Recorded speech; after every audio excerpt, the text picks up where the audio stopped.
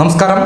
മലയാളികളെ ഒന്നടങ്കം വലിയ സങ്കടത്തിൽ ആഴ്ത്തിയ ഒരു വാർത്തയായിരുന്നു ദേവനന്ദ എന്ന ആ കുട്ടിയുടെ മരണം. ഒരിക്കലും ഒരു പ്രവാസിക്ക് സഹിക്കാൻ പോലും പറ്റാത്ത ഒരു കാര്യമായിരുന്നു അത്. കാരണം ഓരോ കുടുംബത്തിൻ്റെയും അത്താണിക്കായി അഹോരാത്രം കഷ്ടപ്പെടുന്നവരാണ് മിക്ക പ്രവാസികളും.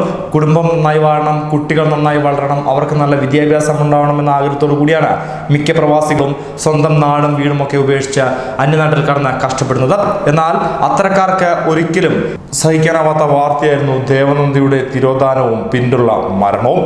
പ്രദീപ് എന്ന ആ അച്ഛനും ഒരു പ്രവാസിയായിരുന്നു. അദ്ദേഹം മകളെ കാണാനില്ല എന്ന വാർത്ത അറിഞ്ഞ ശേഷമാണ് നാട്ടിലെത്തിയത്. പക്ഷേ അദ്ദേഹത്തിന് കണ്ടു കിട്ടിയതോ സ്വജീവനോളം താൻ സ്നേഹിച്ച തൻ്റെ പിഞ്ചു കുഞ്ഞിൻ്റെ മൃതദേഹവും. എങ്ങനെയാണ് ആ അച്ഛൻ അത് സഹിക്കുക?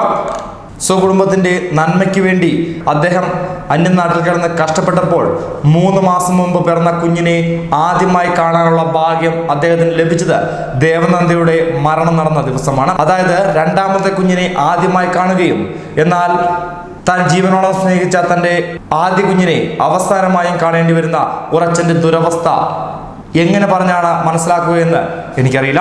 ആ അച്ഛനുമായി സംസാരിക്കാനുള്ള ഒരു അവസരം എനിക്ക് ലഭിച്ചു. അദ്ദേഹം ആത്മാർത്ഥമായി ഉള്ളിൽ കരയുകയായിരുന്നു. എങ്ങനെയാണ് ആ കുഞ്ഞിനെ കാണാതായതെന്നും എന്തൊക്കെയാണ് ആ കുഞ്ഞും അച്ഛനും തമ്മിൽ ഉള്ള റിലേഷനെന്നും അദ്ദേഹം പ്രവാസി മലയാളിയോട് പങ്കുവെക്കുകയും ചെയ്തു.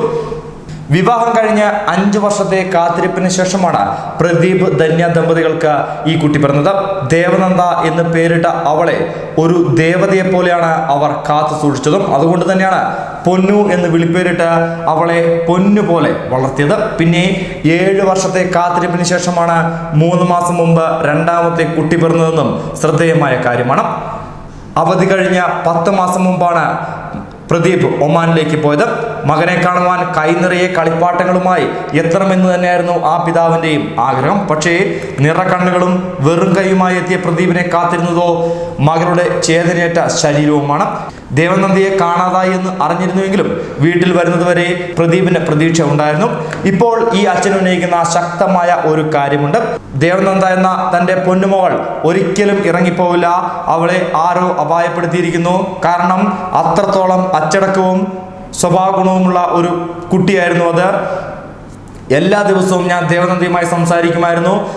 അടുത്തില്ലെങ്കിൽ പോലും അവളുടെ ഓരോ നീക്കവും ചലനവും എനിക്ക് കൃത്യമായി അറിയാമായിരുന്നുവെന്നും അദ്ദേഹം പ്രവാസി മലയാളിയോട് സംസാരിച്ചു. എന്തായാലും നമുക്ക് അദ്ദേഹത്തിന്റെ ആ വാക്കുകളൊന്ന് ശ്രദ്ധിക്കാം. ഈ മരണം നടന്നതിൽ സംശയമുണ്ടെന്ന് രണ്ടുപേരും പറയുന്നുണ്ട്. അത് കൃത്യമായ ഒരു കാരണം എന്തെങ്കിലും പറയാൻ പറ്റുമോ? സംശയമുണ്ട്. മോളങ്ങനെ ഒറ്റയ്ക്ക് പോകത്തില്ല. ഇതുവരെ അങ്ങനെ പോയിട്ടില്ല. ഇല്ല. എന്തൊക്കെയാണ് അതിന് കാരണം? അതായത് ഇപ്പോൾ ആരെങ്കിലും മുട്ടായി അല്ല അതുപോലെ ഇല്ല, അങ്ങനെ നമ്മൾ ഓടിക്കത്തില്ല, ഓടിക്കാറില്ല. ചരിത്രം ഇല്ല.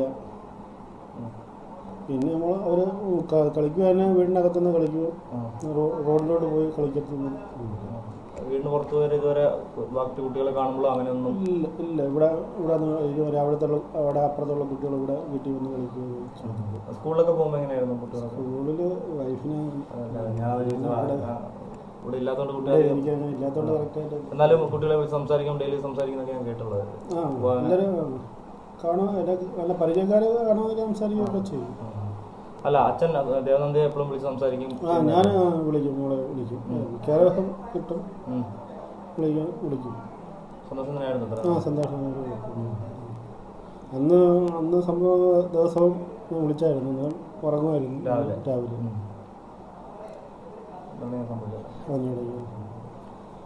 അമ്മയ്ക്ക് എന്താ പറയണം? സംശയം എന്ന് പറയാൻ അവള് നമ്മളോട് പറയാതെ ഒരിടത്തും പോകത്തില്ല.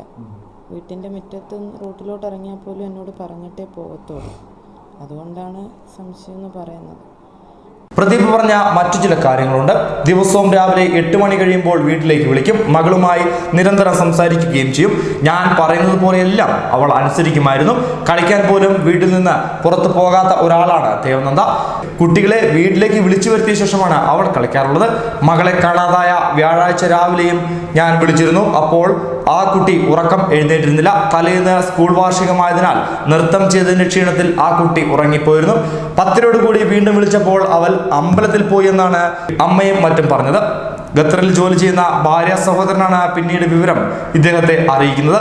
പ്രദീപിനെ വിഷമിപ്പിക്കേണ്ട എന്ന് കരുതിയാണ് ദേവനന്ദ അമ്പലത്തിൽ പോയതെന്ന് ബന്ധുക്കൾ തന്നെ പിന്നീട് വ്യക്തമാക്കുകയും ചെയ്തിട്ടുണ്ട്. എന്തായാലും സോഷ്യൽ മീഡിയയിലൂടെയും അതുപോലെ തന്നെ മറ്റ് മാധ്യമങ്ങളിലൂടെയുമാണ് പ്രവാസികൾ ഈ വാർത്തയുടെ നിജസ്ഥിതി ഓരോ നിമിഷവും അറിഞ്ഞുകൊണ്ടിരിക്കുന്നത്. എത്രയും പെട്ടെന്ന് കുഞ്ഞിന്റെ തിരോധാനവുമായി ബന്ധപ്പെട്ട എന്തെങ്കിലും വിവരം ലഭിക്കട്ടെ എന്ന് തന്നെയാണ് ആത്മാർത്ഥമായി പ്രവാസികളടക്കം ഈ ലോകത്തിലുള്ള എല്ലാ മലയാളികളും ആഗ്രഹിക്കുന്നത്. കാരണം ഇത്ര നിമിഷ നേരം കൊണ്ട് ഈ കുഞ്ഞ് എങ്ങോട്ട് പോയി, കുഞ്ഞിന് എന്ത് സംഭവിച്ചു എന്ന ചോദ്യം ഇപ്പോഴും എല്ലാവരെയും അലട്ടുന്ന ഒരു വിഷയം തന്നെയാണ്. എത്രയോ വലിയ കേസുകൾ തെളിയിച്ചിട്ടുള്ളതാണ് നമ്മുടെ കേരള പോലീസ്. പക്ഷേ ഈ ഒരു അരമണിക്കൂറിനുള്ളിൽ സംഭവിച്ച കാര്യത്തിന് യാതൊരു തുമ്പുമില്ലാതായത് എങ്ങനെയാണെന്നുള്ളതാണ് ഇപ്പോൾ പോലീസിനെ അക്ഷരാർത്ഥത്തിൽ നടക്കുന്ന വസ്തുത. എല്ലാ കേസിലും ദൈവത്തിന്റെ കയ്യൊപ്പ് ചാർത്തിയ ഒരു തെളിവുണ്ടാകുമെന്ന് പറഞ്ഞു കേട്ടിട്ടുണ്ട്. പക്ഷേ ഈ കേസിൽ അത് ഇതുവരെ കണ്ടെത്തുവാനും പോലീസിന് ആയിട്ടില്ല എന്നുള്ളതും ഏറെ വിഷമിപ്പിക്കുന്ന ഒരു വസ്തുത തന്നെയാണ്. ന്യൂസ് ഡെസ്ക് പ്രവാസി മലയാളി.